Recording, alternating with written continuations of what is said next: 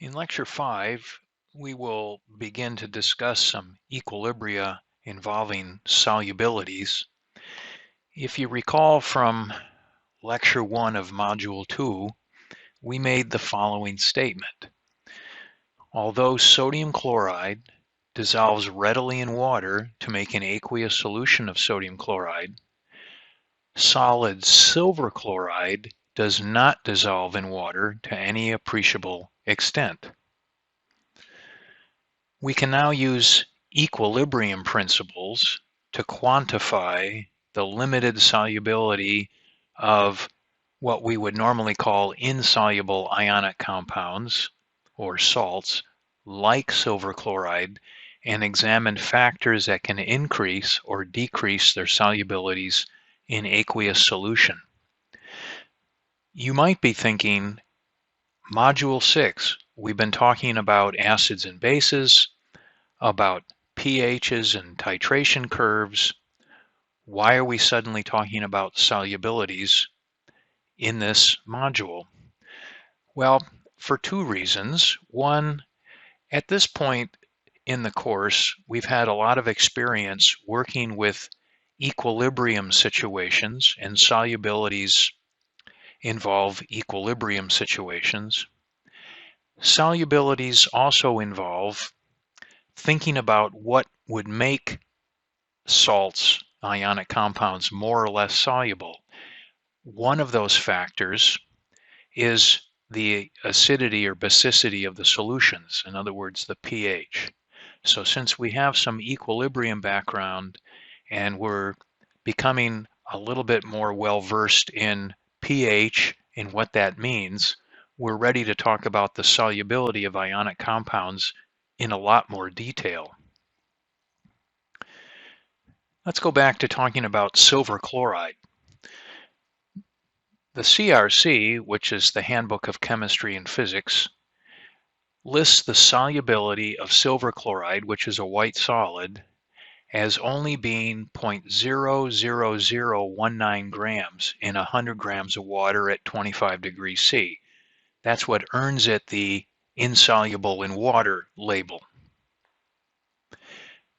The photo here tries to show what it would look like if you tried to take some solid silver chloride and put it in water and stir. What you'd get is a cloudy solution because the silver chloride, instead of dissolving in water, just gets suspended in water and it just doesn't dissolve very well. Well, if you centrifuge this test tube to pack all the floating solid in the bottom, you might get something that looks like this. And what we see here is solid silver chloride in the bottom, and we see that the liquid that's now clear above the solid, which we would call the supernatant, is actually saturated with silver ions and chloride ions.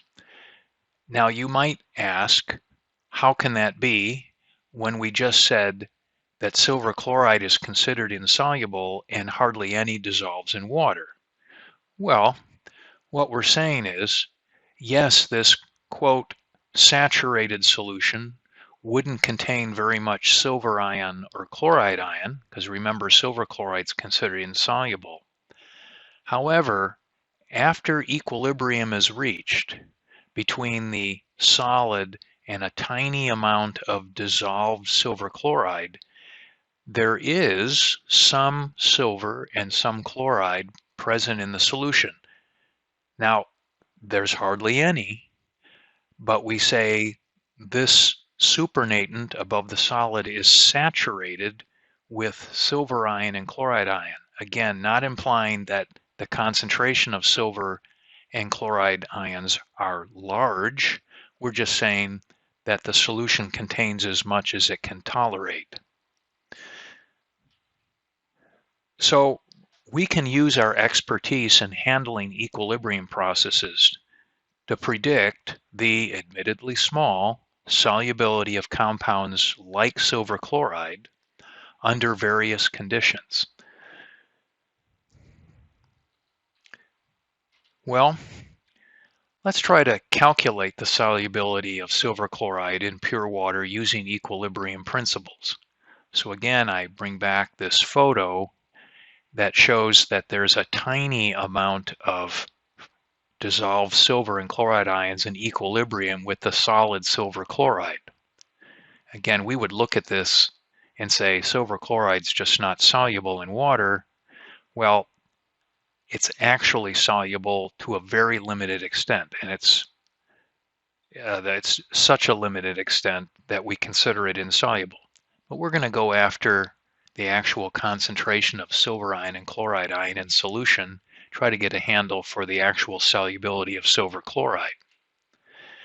So let's consider the equilibrium that we're looking at. We'll put the solid silver chloride on the left, an equilibrium sign. So the solid's in equilibrium with a small amount of silver ion and chloride ion, and we can write an equilibrium constant expression for this. Of course, it would be silver ion times chloride ion concentrations over the concentration of silver chloride solid, and recall that the solid is not a part of an equilibrium constant expression. We just put a 1, so the equilibrium constant expression is simply the concentration of silver ion times the concentration of chloride. Now the equilibrium constant in this case is called the solubility product constant, SP, and that's the label we'll put on equilibrium constants when they refer to solubilities. And this expression here, silver ion concentration times chloride ion concentration, is sometimes called the solubility product because it's the product of the concentrations of the two ions. You can look up KSP values for all sorts of ionic salts, and the KSP of silver chloride is ridiculously small, 1.8 times 10 to the minus 10. What that tells us is that when this system comes to equilibrium, hardly any silver ion and chloride ion are present. The equilibrium strongly favors undissolved silver chloride. Well, we already knew that, but now we're interested to see the tiny amount of silver chloride that does dissolve. So let's set up an ice table. We'll put solid silver chloride on the left, silver ion and chloride ion on the right, and we add the solid silver chloride to water.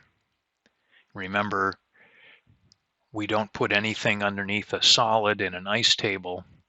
So we throw silver chloride in, and we say just before any dissolves at all, that the silver ion concentration in the water would be 0, so would the chloride ion concentration. Now we're going to let a tiny bit of silver chloride dissolve. Let this come to equilibrium. If it does, we'll gain a little bit of silver and chloride, and we just put X and X because the coefficients here are 1 and 1. And so at equilibrium, we have X and X. This looks like a pretty simple ice table. And at this point, when equilibrium's been reached, we've reached the saturation point. As much silver ion and chloride ion are in solution as are going in. So we'll write the KSP expression. KSP equals 1.8 times 10 to the minus 10 times the concentration of silver ion and chloride ion. And since both of these are X at equilibrium, we just have X squared equals 1.8 times 10 to the minus 10. Solving for X is pretty straightforward, and we find out that when equilibrium is reached, the concentration of silver ion in solution, which is equal to also the concentration of chloride, is only 1.34 times 10 to the minus 5 molar. So hardly any goes in, but some does. Now when solid silver chloride is allowed to come to equilibrium with dissolved silver and chloride, which is what we've done here, the saturated silver chloride solution would contain silver ion and chloride ion, each at a concentration of 1.34 times 10 to the minus 5 moles per liter. Now, since one silver ion and one chloride are produced for every 1 silver chloride formula unit, we can also say that the molar solubility of silver chloride in pure water is equal to X, 1.34 times 10 to the minus 5 moles per liter. Now we can convert the molar solubility to solubility in grams per liter by just taking the molar solubility in moles per liter, multiplying by the molar mass of silver chloride, and we find out that only 0.00192 grams of silver chloride goes into a liter of water, thus earning it the insoluble label. More often, you will probably see solubility listed in grams per 100 milliliters of water. We could do a conversion here if we said 0.00192 grams dissolved in a liter, and we multiplied it by the fact that we know 1/10 of a liter is 100 milliliters, and we wanted to keep 100 milliliters on the bottom as the denominator. What we'd really be doing here is just multiplying 0.00192 by 0.1, and we'd get 0.000192 grams per 100 milliliters. Now this solubility, which we calculated using the KSP value in an ice table, actually matches the solubility that's the experimental solubility that's reported from the Handbook of Chemistry and Physics. Well, you could roughly compare the molar solubilities of various salts by comparing the relative magnitudes of their solubility product constants, their KSP values, but you have to be careful and compare only salts that produce the same number of ions per formula unit. Let me show you what I mean here. Let's consider equilibrium expressions and KSP values and molar solubilities of what I'm calling here the homologous series: silver chloride, silver bromide, and silver iodide. It's a homologous series because the only thing that changes is the anion, and all the anions are from the same group in the periodic table. So for silver chloride, we can write an equilibrium expression describing its dissolution in water. We have a KSP value that we can look up. We calculate the molar solubility to be 1.34 times 10 to the minus 5 molar. Silver bromide would have a similar equilibrium. The KSP of silver bromide, if you look it up, is smaller than the KSP of silver chloride, so you'd expect that the silver bromide equilibrium would favor the left side, the undissolved, even more than the silver chloride would, because its KSP is smaller, and you'd be right to say that silver bromide is less soluble in water. And let's look at silver iodide, which has an even smaller KSP value, and surprise, surprise, it's even less soluble in water. So you can see that molar solubility decreases as the KSP values decrease. So this all makes sense. So what do I mean up here when I say you got to be careful? You can only compare salts that produce the same number of ions per formula unit. You notice that all three of these produce just 2 ions per formula unit. So we can directly compare their KSP values and make predictions about how their solubilities compare. The lower the KSP value, the lower the solubility. Well, let's calculate the molar solubility of a salt that has or that produces a different number of ions in solution for every formula unit of the salt. The example here is cerium hydroxide. This has a KSP of 6 times 10 to the minus 22. It's pretty small. So if you just compared KSP values, you'd expect that cerium hydroxide would be less soluble than any of these. Let's see if that turns out to be true. We'll set up an ice table. we will set it up similarly to the way we did before with the other salt, but we have to pay attention to some things. First of all, one of the ions it produces is hydroxide, and remember, water would already have a tiny amount of hydroxide present, so we put the about zero sign here for hydroxide. More importantly, in the change column, we have to follow the rules for ice tables. There's a 1 in front of the cerium 3+, but there's a 3 in front of the hydroxide, so you have to put plus 3x there. So at equilibrium, we have x and 3x, and if we write a KSP expression, it would simply be the concentration of the cerium 3+ at equilibrium times the concentration of the hydroxide ion, this is important, cubed, because we're following the rules for writing equilibrium constant expressions. We set that equal to the KSP. We see that cerium 3+ is x at equilibrium. The hydroxide ion concentration is 3x at equilibrium. Then we have to remember to take 3x and cube it, which would be 27x cubed times x would be 27x to the 4th. Some students think that we're doing something twice here, and we're not. We're following the rules. We're following the rules for ice tables, so a 3x goes there, and then we're following the rules for writing an equilibrium constant expression. The concentration of hydroxide, which is 3x at equilibrium, has to be cubed. So we get this odd-looking expression here, which is not hard to solve for. Basically, I'm going to divide both sides by 27 and then take the 4th root. If you were wondering how you could do that on your calculator, you could actually put this ratio in parentheses and raise it to the 0.25 power, the 1/4 power. That's the same thing as taking the 4th root. When you do that, you get an x of 2.2 times 10 to the minus 6, which would be the molar solubility of cerium hydroxide in pure water.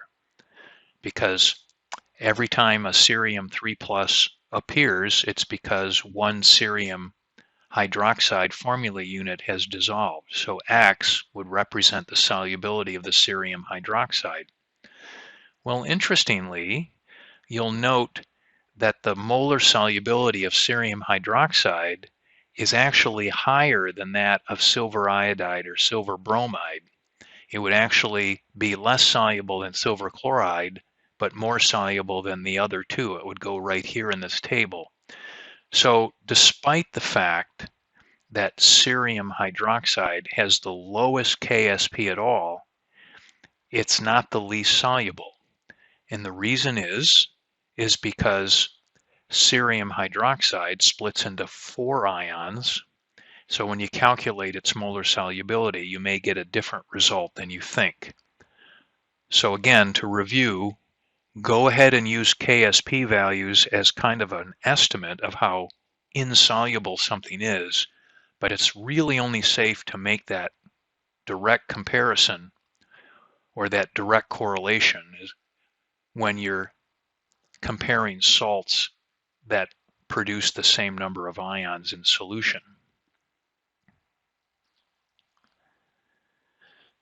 Now, by the way, just as an aside, in the saturated solution of cerium hydroxide, of course, the cerium 3+ concentration is X, so it's 2.2 times 10 to the minus 6 molar. But the concentration of hydroxide would be 3X, or it would be 6.6 times 10 to the minus 6 molar. Now we can use solubility data to actually calculate a KSP value. So let's say you don't have a table of KSP values, you're trying to determine a KSP, and it's possible for you to go into a lab and actually measure a solubility. You could use that information to calculate a KSP. So, for example, let's say you produced a saturated solution of the compound lead-2 bromate, whose formula is here, in water at a particular temperature. Now, how you go about doing that, we're not going to discuss it at this point, But let's just say you were convinced you produced a saturated solution, meaning you've got as much of this to dissolve in water as possible, and you took the appropriate measurements and found out that there were 0.3755 grams of this dissolved in 100 milliliters of solution, which we could take as just 100 milliliters of water.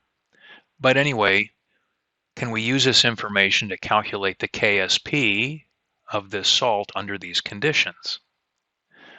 Well, let's convert the solubility in grams per 100 milliliters to molarity. Now we can do that by saying we measured that there was 0.3755 grams of this dissolved in 100 milliliters of water or solution. It would be pretty much the same thing here, times 1 mole of this compound divided by its molar mass. So I just took molar mass and inverted it here, times 1,000 milliliters per liter. So what we have here is an expression where we've canceled out grams, we've canceled out milliliters, and what we have here is moles per liter left. So we'd find out that the solubility in molarity was 0.00811 molar. Now let's write out the KSP expression for the lead 2 bromate. KSP would be equal to the concentration of lead 2 plus times the bromate ion concentration squared, because this will produce 1 lead and 2 bromate ions per formula unit. And the solubility at equilibrium would be X for the lead, 2X for the bromate, and then we're going to square it. And so we'd have KSP equals 4X cubed. We could have gotten this expression by using an ice table. I took a shortcut. Now remember, X is the molar solubility of the lead 2 bromate. It's 0.00811 molar. We determined that above. So I'm simply going to substitute 0.00811 for the X in here. So we'd have 4 times 0.00811 cubed, which would equal 2.13 times 10 to the minus 6.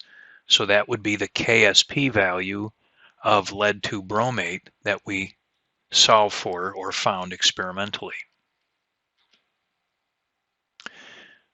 We want to spend the rest of this part of this lecture starting to talk about some factors that affect solubility. One of the things that we've actually talked about before are changes in temperature. Now remember, the solution process involves energy changes. We talked about delta H a solution, delta S a solution, delta G a solution in lecture 1 of module 2.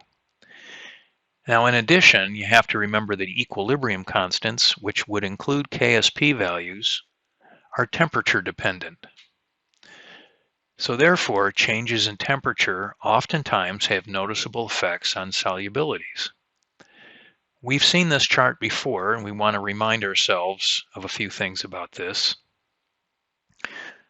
These are all ionic compounds, and what we have here on the y-axis is their solubility in grams per 100 grams of water versus temperature. All of these compounds would actually be considered soluble at room temperature. They're not stubborn like silver chloride or lead 2 bromate. However, we could expect similar effects for slightly soluble and insoluble compounds, the ones that we're generally dealing with in this lecture. Now, for many compounds, solubilities increase with increasing temperature, as one might naively expect. However, some compounds show little change in solubility with temperature increases. For example, sodium chloride seems relatively unaffected, and some are even less soluble at elevated temperatures. The direction and magnitude of that temperature dependence depends on the energy changes involved in the individual steps associated with the dissolution process. Now, this was discussed in some detail in Lecture 1 of Module 2, specifically on slide number 15. The point here is we want to say, look, our focus in this lecture will not be on predicting the effects of temperature changes on solubilities. However, we want to at least remind you of the obvious fact that temperature can be an important factor in determining how soluble something is.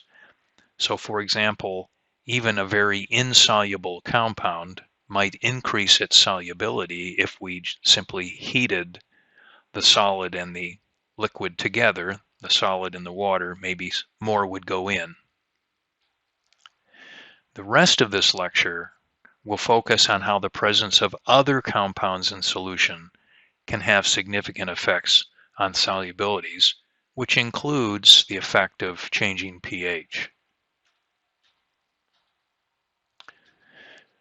Let's start by looking at the effect of the presence of other substances in solution, specifically the presence of a common ion.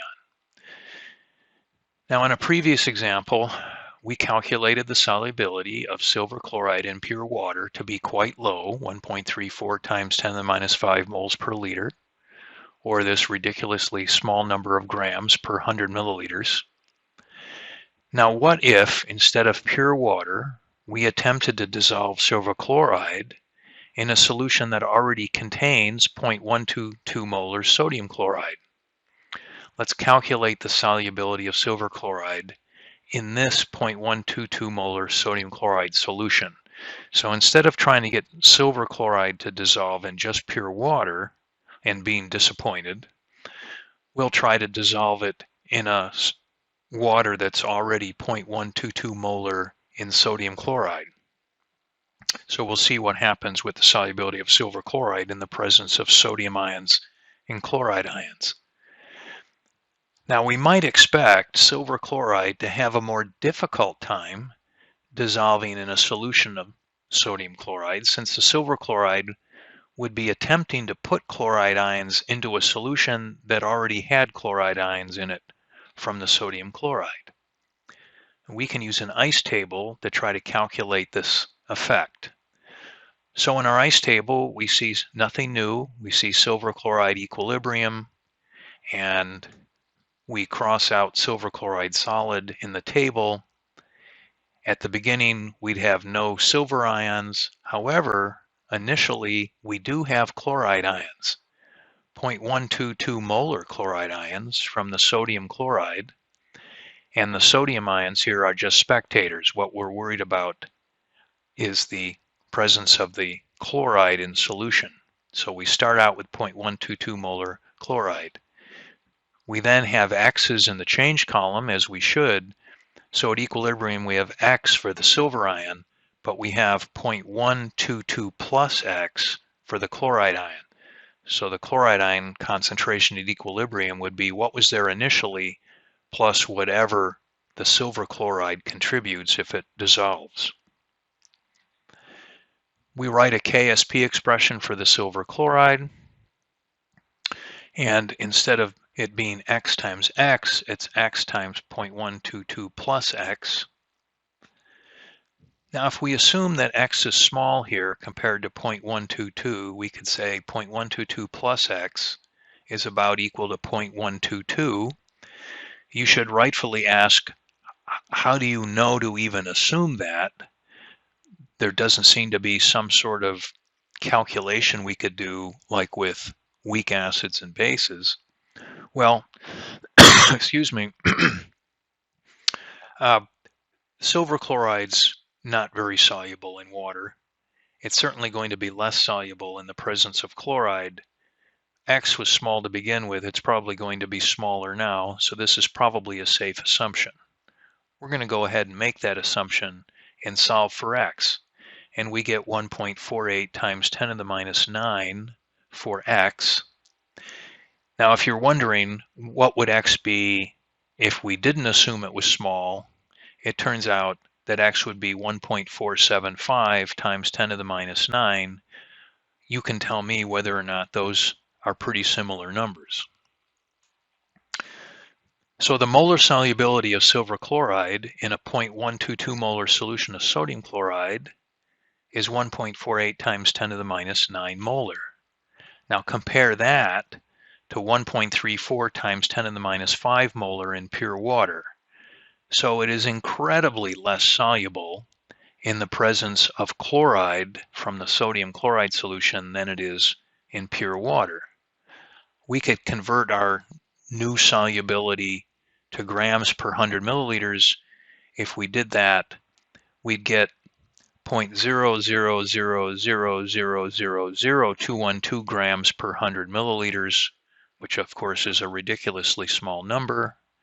And we can compare that to the other number we thought was ridiculously small for the solubility in pure water, and we find out that in the presence of chloride, it's even more ridiculously small. In fact, we find out that silver chloride is about 9,000 times less soluble in 0.122 molar sodium chloride than in pure water. Well, why is that? Well, the presence of chloride ion from the sodium chloride, so the sodium chloride contribution is in green here, pushes the equilibrium back towards silver chloride solid, lowering the solubility of silver chloride solid. We can't forget Le Chatelier's principle. So this is another manifestation of what we've called in the past the common ion effect. The common ion now is, of course, chloride. So in the presence of the common ion chloride, silver chloride is even less soluble than it would be otherwise. Now the sodium ion that sodium chloride predicts has no significant effect on the silver chloride solubility, at least compared to the effect of adding the chloride. Let's look at the effect of pH on solubilities. If you have an ionic salt that has a basic anion in it, such as hydroxide, carbonate, fluoride, they'll show increasing solubilities when the pH is lowered. Now we can illustrate this both in a descriptive manner and by performing a calculation. For the calculation, we can use the example of cerium hydroxide, which obviously also contains the very strongly basic hydroxide ion. Let's look at this in a more qualitative or descriptive way. Suppose you try to dissolve cerium hydroxide in water, and it does dissolve a little bit to form cerium 3+ ion and some hydroxides, and KSP is rather small. Now let's say we added some H+ ions to this solution. Well, what are the H+ ions going to do? Well, they're going to go after those hydroxide ions and form water. And by Le Chatelier's principle, if you remove hydroxides from this equilibrium by reacting them and producing water, it's going to pull this equilibrium to the right and pull more cerium hydroxide solid into solution. So adding an acid is going to increase the solubility of the cerium hydroxide, because the acid interacts with the basic anion to pull the equilibrium to the right. Now we can actually do a calculation involving cerium hydroxide and changing pH, and let's do it this way. Previously, we calculated the molar solubility of this cerium hydroxide in pure water to be 2.2 times 10 to the minus 6 molar. Now in the saturated solution that is produced, remember that just means saturated means it's got as much cerium and hydroxide in it as it will take. Doesn't mean there's a lot, it's just at the maximum it can do. The cerium ion concentration, because the solubility is 2.2 times 10 to the minus 6, the cerium ion concentration will also be 2.2 times 10 to the minus 6, because you produce one cerium for every one cerium hydroxide. the hydroxide ion concentration will be 3 times that, or 6.6 times 10 to the minus 6. Now, one thing you probably thought of before is, doesn't that make the solution basic? Yes, it does. The pOH would be minus a log of the hydroxide ion concentration, or 5.1 H. So in other words, the pH would be 8.82. So just the very act of trying to dissolve a little cerium hydroxide in water is going to make the solution basic. Now, how about if we make this saturated solution? In other words, we've got a little cerium hydroxide in the water's basic. Let's make the pH lower.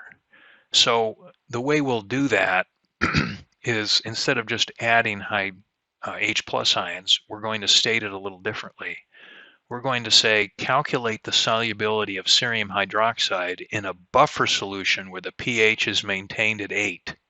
In other words, we're going to see if cerium hydroxide is more soluble if we lower the pH.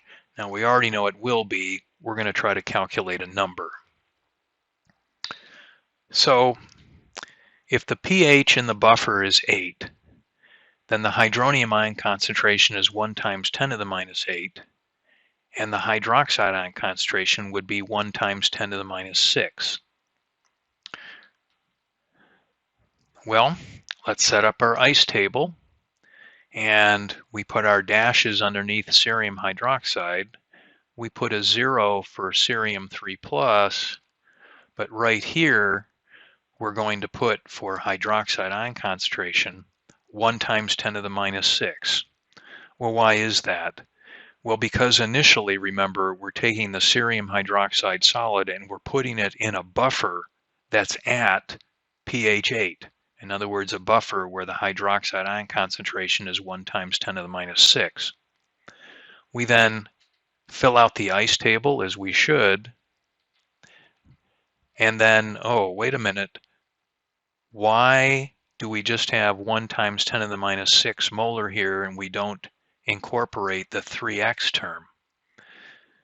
Well, remember, we cleverly stated that the conditions under which we're doing this is that we're dissolving cerium hydroxide in a pH 8 buffer, meaning the hydroxide ion stays essentially constant even if we're producing some hydroxide ions during the dissolution. So we're nailing this concentration at 1 times 10 to the minus 6 because we're in a buffer. Well, the KSP expression would be 6 times 10 to the minus 22, the KSP of cerium hydroxide, equals cerium concentration times hydroxide ion concentration cubed. So we have X in 1 times 10 to the minus 6 cubed. This is an easy calculation, and we get 6 times 10 to the minus 4 molar for the concentration of cerium ion, or in other words, the molar solubility of cerium hydroxide at pH 8. So as predicted, the solubility of cerium hydroxide increases by, in fact, a factor of about 300 when the pH is lowered from pH 8.8 to 8. You say, now, wait a minute, how do I know the solubility went up? Well, remember, we calculated the molar solubility of cerium hydroxide in just pure water to be 2.2 times 10 to the minus 6.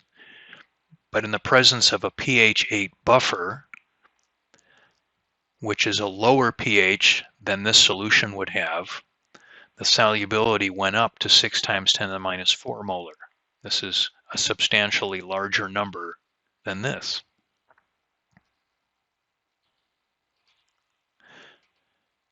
Let's look a little more at the pH sensitivity of solubility. We previously listed the solubilities of the 3 silver halides, the so-called silver halide, silver chloride, silver bromide, silver iodide, and the relevant equilibria were for silver chloride here, for silver bromide here, and for silver iodide. And if we ask what would happen if we added H plus ions to these solutions, or lowered the pH, would it make any difference? Well, probably not. The H plus ion would have very little tendency to go after chloride, bromide, or iodide because remember, these are all anions of strong acids. They don't like hydrogen ions very much. They have very little affinity for them. So adding hydrogen ions in these situations would not have very much effect on their solubilities. How about the fourth member in this series, which we haven't talked about, silver fluoride? Well, here's the equilibrium for silver fluoride, and it would make sense that adding acid would increase the solubility of the silver fluoride because the hydrogen ion would have some affinity for fluoride. Remember, fluoride is the anion of the weak acid HF, so it's somewhat basic. And so you'd think, yes, adding acid would increase the solubility of silver fluoride. Well, this whole analysis here is somewhat irrelevant for a couple of reasons. The first reason is that unlike its silver halide cousins up here, silver fluoride is already very soluble in water. It dissolves to the extent of 172 grams per 100 milliliters at 20 degrees C. So the whole conversation seems silly. This is already soluble. There's probably not justification to even put an equilibrium sign here. The other reason is probably more important. If you did add hydrogen ion to a solution of silver fluoride, what you would produce is HF, which is unbelievably toxic. So this is not something that you would want to do anyway. So now you know why we conveniently left silver fluoride out of the initial discussion of silver halide salts. Well, since it would be difficult to make very many predictions about the effect of adding acid on the solubility of silver fluoride because it's already very soluble, let's pick a fluoride salt that's not very soluble and look at it just for a second. So we want to look at the effect of added H plus on the solubility of the insoluble fluoride salt, lead fluoride. Well, we can actually expand our descriptive way of looking at this effect by writing a couple of equations. So here's the equilibrium for lead fluoride going into water, lead ion plus 2 fluorides. It has a KSP value of 3.6 times 10 to the minus 8, rather small. Underneath it, I'm going to write an equation showing the interaction of hydrogen ions with fluoride ions to form HF.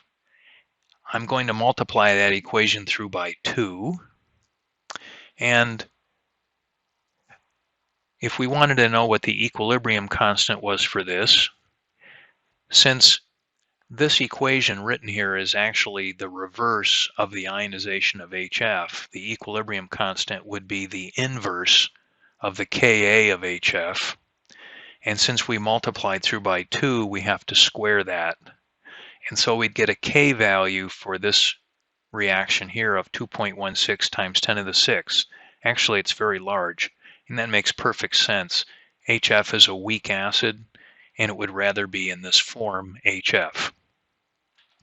Now what I'm going to do is I'm going to add these two equations together and say overall what we see here is that lead fluoride plus hydrogen ions in equilibrium with lead ions in HF, and yes, we're producing HF, so don't try this at home. But what I want to point out here is that if we calculated an overall equilibrium constant for this process, which is acid-assisted dissolution of lead fluoride, remember by the rules of equilibrium constants, if we add equations together, we multiply the equilibrium constant. So the net equilibrium constant would be the KSP times the K prime, which is 7.8 times 10 to the minus 2. Now you say, well, so what? Well, what we've done is we've said lead fluoride going into water by itself has a really low KSP. If we add H+, if we add acid, we produce an equilibrium that has a much higher K value. In other words, there's much more, it's still not huge, but it's much larger than this. So lead fluoride has a much greater tendency to dissolve in acid than it does in pure water. Again, I wouldn't do this experiment because we'd produce HF, which is not a great idea to do in the lab. So we say the solubility of lead fluoride is significantly enhanced by the addition of H+.